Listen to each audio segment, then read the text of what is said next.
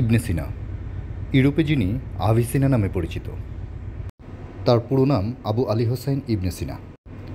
হ্যাঁ, নাম যেমন বড় তার কর্মযোগ্য তেমন বড়। তিনি চিকিৎসাবিজ্ঞান, ফার্মাকোলজি, পদার্থবিজ্ঞান, গণিত, জ্যোতির্বিজ্ঞানের উপর ১০০-রও বেশি বই লিখে গেছেন। তবে ধর্মতত্ত্ব, আধ্যাত্মিকতা কিংবা দর্শনও তিনি কম যান না।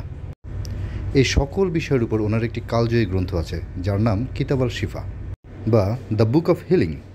এখনও পর্যন্ত পৃথিবীতে একক লেখকের লেখা সবচেয়ে বড় এনসাইক্লোপিডিয়া হচ্ছে এই বইটি, যা বিজ্ঞান, গণিত এবং আধ্যাত্মিকতার এক অসাধারণ জ্ঞানভাণ্ডার।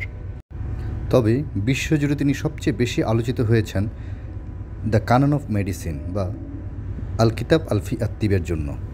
এই বইটি আরব এবং ইউরোপের সকল বিশ্ববিদ্যালয়ের মেডিকেল সায়েন্সের টেক্সট বুক হিসেবে পড়ানো হতো ১৮ শতকের মাঝামাঝি পর্যন্ত।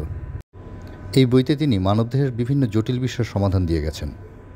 তবে সবচেয়ে উল্লেখযোগ্য বিষয়টি ছিল মানবদেহের রক্ত সঞ্চালনের প্রকৃতির ব্যাখ্যা, যা চিকিৎসাবিজ্ঞানের এক অনবদ্য আবিষ্কার। এই বইটি তিনি রচনা করেছিলেন মাত্র ২১ বছর বয়সে। কি অবাক হচ্ছেন? থামুন, আর একটু অবাক করে দিই। তিনি মাত্র ১০ বছর বয়সে হাফেজ হয়েছিলেন এবং মাত্র ১৭ বছর বয়সে তৎকালীন সময়ের বিজ্ঞানের সকল শাখায় পাণ্ডিত্য অর্জন করেন।